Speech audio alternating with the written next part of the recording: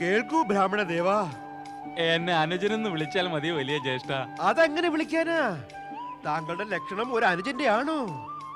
നാരായണ നാരായണ, അങ്ങ് പിതാവാണ്. പിതാവല്ല, പിതാമഹനാണ്. നാരദൻ ഇത്രയും സംസാരിക്കാൻ ആർക്കെങ്കിലും അവസരം നൽകിയിട്ടുണ്ടോ?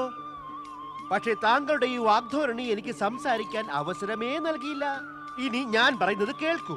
പറഞ്ഞാലും ജ്യേഷ്ഠ, ഞാൻ കേൾക്കുന്നുണ്ട്. സ്വന്തം വാക്ചാതുര്യവും ബുദ്ധികൗശലവും കൊണ്ട് 3 താരകപുത്രന്മാരെയും ശിവഭക്തിയിൽ നിന്ന് വിമുക്തരാക്കണം. അവരുടെ മനസ്സിൽ ആസുരവൃത്തി ഉൽപ്പാദിപ്പിക്കണം. ചാർവാക നിധി സ്വീകരിക്കണം. സ്വന്തം ചാതുര്യം കൊണ്ട് അവരുടെ മനസ്സിൽ ഇന്ദ്രിയ സുഖങ്ങൾക്ക് അഭിനിവേശം വളർത്തണം. അഥവാ ആവശ്യം നേരിട്ടാൽ ഷഠൻ പ്രതിശാഠ്യം, അതായത് കപടനെ കാപട്യം കൊണ്ട് നേരിടണം. അത് തീർച്ചയായും ചെയ്യാം. പക്ഷേ താങ്കളിലും വല്ല അഭിനിവേശവും ഉണർത്തണമെങ്കിൽ പറയണം. നാരായണ നാരായണ, താങ്കൾ താങ്കളുടെ ദൗത്യത്തിൽ തീർച്ചയായും വിജയിക്കും. നാരദന്റെ വാണിയുടെ പ്രവാഹത്തെ തടയാൻ സാധിച്ച വ്യക്തി അസുരന്മാരെ ഇളക്കുമെന്ന കാര്യത്തിൽ വിജയിക്കും. നാരായണ നാരായണ. ഇളക്കും എന്ന കാര്യം തീർച്ച തന്നെ. പക്ഷേ വേഷം മാറി പ്രച്ഛന്ന വേഷത്തിൽ സ്വർണപുരത്തിൽ പോകാം. ജയ് ഹോ സുന്ദരി സുര സുന്ദരി സുര സുന്ദരി ഹോ. ജയ് സുര സുന്ദരി സുര സുന്ദരി സുര സുന്ദരി ഹോ. ജയ് സുര സുന്ദരി. ക്ഷമ ക്ഷമ ക്ഷമ അസുരരാജ. ഞാൻ അങ്ങയെ കോപിഷ്ഠനാക്കുവാനല്ല, ഒരു സത്യം വെളിപ്പെടുത്തുവാനായി വന്നതാണ്. എന്താണ് ആ സത്യം? നീ ആരാണ് എന്റെ സ്വർണപുരത്തിൽ ശബ്ദകോലാഹലമുണ്ടാക്കി വന്നവൻ? അങ്ങയുടെ ശുഭകാംക്ഷിയാണ്. അങ്ങയുടെ ഹിതവും മംഗളവും ഇച്ഛിക്കുന്നവൻ. ഹേ അസുരരാജ, അങ്ങയുടെ ഈ കോമള ശരീരം, അങ്ങയുടെ ഈ രൂപം, അങ്ങയുടെ ഈ യുവത്വം എന്നിവ ഇങ്ങനെ നശിപ്പിക്കാനുള്ളതാണോ? അല്ല അല്ല അല്ല അല്ല, ഒരിക്കലുമല്ല. ഹേ അസുരന്മാരിൽ ശ്രേഷ്ഠനായ അസുര, ഈ അമൂല്യ യൗവനകാലം തപസ്സിൽ ദഹിപ്പിക്കാനുള്ളതല്ല അസുരരാജ.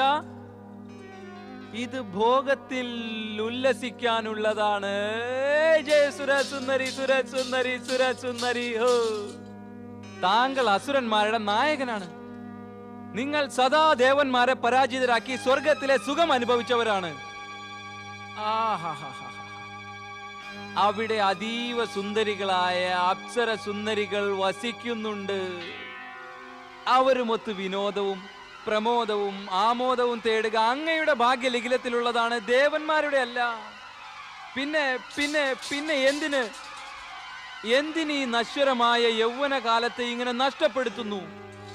യൗവനത്തിന്റെ സുവർണ ദശയെ ഈ തുച്ഛരായ ദേവന്മാരുടെ സ്മരണയിൽ നഷ്ടമാക്കുന്നു അസുര രാജ. വേണ്ട വേണ്ട. ജയ് സുര സുന്ദരി സുര സുന്ദരി സുര സുന്ദരി ഹോ. ജയ് സുര സുന്ദരി സുര സുന്ദരി സുര സുന്ദരി ഹോ. ശുഭകാംക്ഷിയോ? നീ എന്ത് ശുഭകാംക്ഷിയാണ്? ഞാൻ ഇവിടെ ശിവാരാധന ചെയ്യുകയാണ്. നീ ദേവതകളെ തുച്ഛരെന്ന് പറയുന്നോ? ശിവഭക്തി. ശിവ ശിവ ശിവ ശിവനാര്? ഈ ശിവന്റെ പുത്രനാണ് അങ്ങയുടെ പിതാവിനെ വധിച്ചത്. പിതൃഹന്താവിന്റെ പിതാവിനോടാണോ ഭക്തി വേണ്ടത്? ധന്യനാണ് അസുര രാജ, ധന്യനാണ് അങ്ങ്. ശിവന്റെ പുത്രൻ അങ്ങയുടെ പിതാവിന്റെ ശത്രുവായിരുന്നു. ശത്രുവാ. ആ ശിവൻ എപ്പോഴെങ്കിലും അങ്ങയോട് കൃപ കാണിക്കുമോ പ്രഭു? ഹേ അസുര രാജ, ആലോചിക്കൂ, ആലോചിക്കൂ. ഈ തുച്ഛ ദേവതമാർ അസുരന്മാരെ സഹായിക്കുമോ? സ്വയം ആലോചിക്കണം. സ്വയം ആലോചിച്ച് താങ്കൾ പറയണം, ഈ ദേവന്മാർ എപ്പോഴെങ്കിലും അസുരന്മാരോട് കാപട്യം കാണിക്കാതിരുന്നിട്ടുണ്ടോ? ഒരിക്കലുമില്ല. സമുദ്രമന്ഥനത്തിൽ നിന്ന് തന്നെ നമുക്ക് ആരംഭിക്കാം. ദേവതമാരുടെ അന്യായം, അനീതി, കാപട്യം ഇവയുടെ കഥകൾ പറഞ്ഞു യുഗങ്ങൾ കഴിയും. ഒരുപക്ഷേ നീ പറയുന്നത് സത്യമായിരിക്കും. ഏയ് സുരസുന്ദരി സുരസുന്ദരി സുരസുന്ദരി ഹോ. ഞാൻ എന്തിന് അസത്യം പറയണം അസുര രാജ? അസത്യം പറയാൻ എന്തെങ്കിലും കാരണവും ഉണ്ടാകണമല്ലോ. അസത്യം പറയണമെങ്കിൽ ഞാൻ അങ്ങയുടെ ശത്രു ആകണമായിരുന്നു. ഞാനതല്ലല്ലോ. ഞാൻ അങ്ങയുടെ ശുഭകാംക്ഷിയാണ്. അതിനാൽ സത്യമേ പറയുകയുള്ളൂ. ഇത് അസത്യമാണോ അസുരരാജ? ബ്രഹ്മദേവൻ അസുരന്മാർക്ക് അപൂർണ വരദാനം നൽകുന്നു എന്നത്, പിന്നെ ശിവന്റെ കൈകൊണ്ട് അവരെ വധിപ്പിക്കുന്നു എന്നത്, ഇതും അസത്യമാണോ? വിഷ്ണു അസുര വിരോധിയാണെന്നത്, ഈ 3 പേരും അസുരന്മാരുടെ ശത്രുക്കളാകെ ശിവന്റെ ആരാധന താങ്കൾക്ക് എങ്ങനെ ഗുണം വരുത്തും അസുരരാജ? നിന്റെ വാക്കുകളിൽ നിന്ന് സ്പഷ്ടമാകുന്നു നീ എന്റെ ശുഭകാംക്ഷിയാണെന്ന്. ശുഭകാംക്ഷിയുടെ ഉപദേശം എല്ലാവരും മാനിക്കുന്നു അസുരരാജ. താങ്കളും എന്റെ ഉപദേശം മാനിക്കണം. ഈ ധർമാത്മാവാകാനുള്ള മോഹം ത്യജിക്കണം. ഈ ധർമാത്മാവാകുന്നത് ഭീരുക്കൾക്ക് യോജിച്ചതാണ്, പരാക്രമി അസുരന് പറ്റിയതല്ല. സ്വന്തം ബാഹുബലം കൊണ്ടും പരാക്രമം കൊണ്ടും പുരുഷാർത്ഥവും വൈഭവവും സമ്പത്തും ആർജിക്കണം. ഒപ്പം സമ്പൂർണ്ണ ഭോഗവിലാസത്തിന്റെ ആനന്ദം അനുഭവിക്കണം. നിങ്ങൾ അസുരന്മാരുടെ ജന്മം തന്നെ 3 ലോകങ്ങളും ഭരിക്കുവാനും ഭോഗവിലാസത്തിൽ ആറാടാനും ഉള്ളതാണ് അസുരരാജ. ജയ് സുരസുന്ദരി സുരസുന്ദരി സുരസുന്ദരി ഹോ. ആരംഭത്തിൽ ഞാനും അങ്ങനെ ചിന്തിച്ചിരുന്നതാണ്. അന്ന് ചിന്തിച്ചിരുന്നു, ഇന്ന് പ്രവർത്തിക്കണം. ചിന്തയെ പ്രവൃത്തിയിൽ കൊണ്ടുവരാനാകില്ല എങ്കിൽ ജീവിതം ദുഃഖപൂർണമാകും. അങ്ങ് ചിന്തിച്ചിരുന്നതെല്ലാം പ്രവർത്തിക്കണം, ഒപ്പം ചിന്തിക്കാത്ത കൂടി ചിന്തിക്കണം, പ്രവർത്തിക്കണം. പക്ഷേ ഞാൻ ചിന്തിക്കാത്ത കാര്യം എങ്ങനെ ചിന്തിക്കും? ചിന്തിക്കാൻ വിഷമമുണ്ടോ? ആ, എന്നാൽ ചിന്ത വിട്ടുകളയണം. ചിന്തിക്കാതെയും ആലോചിക്കാതെയും പ്രവർത്തിക്കണം. പക്ഷേ എന്ത് ചെയ്യണം? എങ്ങനെ ചെയ്യണം? ആനന്ദിക്കണം, ആനന്ദിക്കണം. ജയ് സുരസുന്ദരി സുരസുന്ദരി സുരസുന്ദരി ഹോ. നിങ്ങൾ 3 സഹോദരന്മാരും ചേർന്ന് 3 ലോകങ്ങളെയും ആക്രമിക്കണം. ദേവന്മാരിൽ നിന്ന് സ്വർഗം പിടിച്ചെടുത്ത് 3 ലോകങ്ങളിലും നിങ്ങളുടെ സാമ്രാജ്യം സ്ഥാപിക്കണം. താങ്കളുടെ പൂർവികർ എന്താണ് ചെയ്തത്? ഇത് തന്നെ ചെയ്തു. അതെ, ഇത് തന്നെ ചെയ്തു. താങ്കൾ ദേവന്മാരിൽ നിന്ന് സ്വർഗം പിടിച്ചെടുക്കുവാനും ഭോഗവിലാസത്തിലും ഏർപ്പെട്ടില്ല എങ്കിൽ അവിടെ താങ്കളുടെ പിതാവിന്റെയും പൂർവികരുടെയും ആത്മാക്കൾ പീഡിതരാകുകയില്ലേ?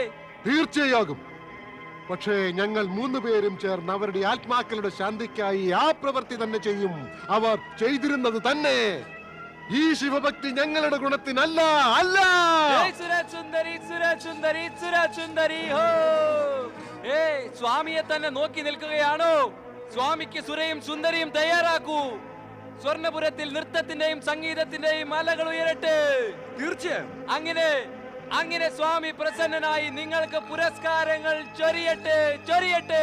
തീർച്ചയായും. ജയ് സുരാസുന്ദരി. ജയ് സുരസുന്ദരി സുരസുന്ദരി സുരസുന്ദരി ഹോ.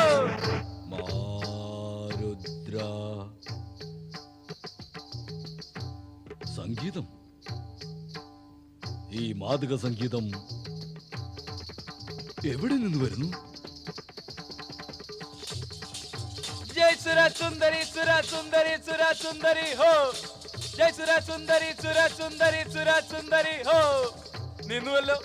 നിന്നുവല്ലോ മഹാരുദ്രന്റെ ജപം. ഈ മാതക മനോമോഹന സംഗീതത്തിന്റെ ധ്വനി താങ്കളുടെ ഭ്രാതാവ് താരകാക്ഷന്റെ സ്വർണപുരത്തിൽ നിന്ന് വരുന്നു. അദ്ദേഹം ശിവാരാധന ത്യജിച്ച് സുരയിലും സുന്ദരിയിലും മുഴുകിയിരിക്കുകയാണ്. ജയ് സുരസുന്ദരി സുരസുന്ദരി സുരസുന്ദരി ഹോ. ആരാണ് നീ? താങ്കളുടെ മിത്രം, നന്മ കാക്ഷിക്കുന്നവൻ. താങ്കളോട് ഇത് പറയുവാൻ വന്നതാണ്. മൃത്യുഭയം പൂണ്ട ഭീരുവിനെ പോലെ ശിവസ്മരണം ചെയ്യുക. താങ്കളെ പോലെയുള്ള അസുരന്മാർക്ക് ശോഭ നൽകുന്നില്ല. ശോഭ നൽകുന്നതേയില്ല. ആരുടെ പുത്രൻ താങ്കളുടെ പിതാവിനെ വധിച്ചുവോ അയാളെ ആരാധിക്കുകയാണോ ചെയ്യുന്നത് മിത്രമേ? ജീവിതത്തിൽ സുഖഭോഗങ്ങളും ആനന്ദവും ആസ്വദിക്കാതെ ഇരിക്കുന്നത്, അതും ഇങ്ങനെ തപസ് ചെയ്ത് ജീവിതവും സമയവും രണ്ടും നഷ്ടമാക്കുകയല്ലേ സുഹൃത്തേ? അതെ സുഹൃത്ത്, താങ്കളെ ശത്രുവിൽ നിന്ന് രക്ഷിക്കാൻ വന്ന ആൾ. താങ്കളുടെ ഭ്രാതാവ് താരകാക്ഷനും കണ്ടിട്ടില്ലാത്ത ഈ മിത്രത്തിന്റെ ഉപദേശം മാനിച്ച് ശിവ ആരാധനയെ ത്യജിച്ച് സുരയും സുന്ദരിയും സ്വയം സ്വീകരിച്ച് ജീവിതത്തിന്റെ സർവ്വ സുഖഭോഗങ്ങളും ആസ്വദിക്കാൻ തുടങ്ങിയിരിക്കുന്നു. സുരസുന്ദരി സുരസുന്ദരി സുരസുന്ദരി ഹോ. പിന്നെ താങ്കൾ എന്തിനു വിളംബം വരുത്തുന്നു മിത്രമേ? കേൾക്കുവാൻ സുഖം തോന്നുന്നു, എന്നാലും വിശ്വാസം വരുന്നില്ല ഭ്രാതാവ് താരകാക്ഷൻ.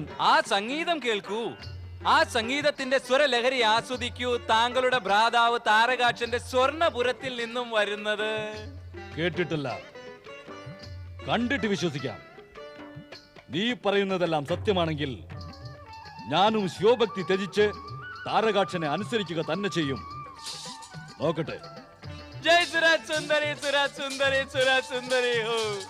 ജയ് സുരസുന്ദരി സുരസുന്ദരി സുരസുന്ദരി ഹോ.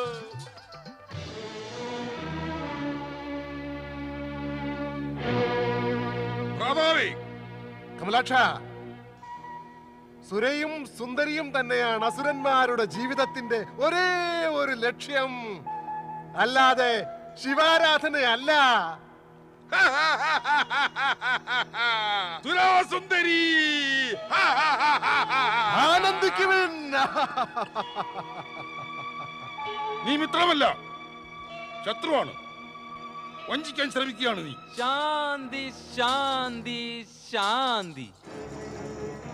ക്രോധം മസ്തിഷ്കത്തിൽ പ്രവേശിച്ചു കഴിഞ്ഞാൽ ബുദ്ധി പുറന്തള്ളപ്പെടുന്നു. ക്രോധത്തെ മസ്തിഷ്കത്തിൽ നിന്ന് പുറത്താക്കൂ, ബുദ്ധി സ്വയം ഉള്ളിൽ പ്രവേശിച്ചുകൊള്ളും. അപ്പോൾ താങ്കൾക്ക് മനസ്സിലാകും ഞാൻ പറഞ്ഞതെല്ലാം സത്യമാണെന്ന്. സത്യം വദ ധർമ്മം ചര. വല്ല തെളിവുകളും ഉണ്ടോ നിന്റെ പക്കൽ? തെളിവുകൾ അവയും തരാം. താങ്കളും എന്നോടൊത്ത് വരണം, കാണണം.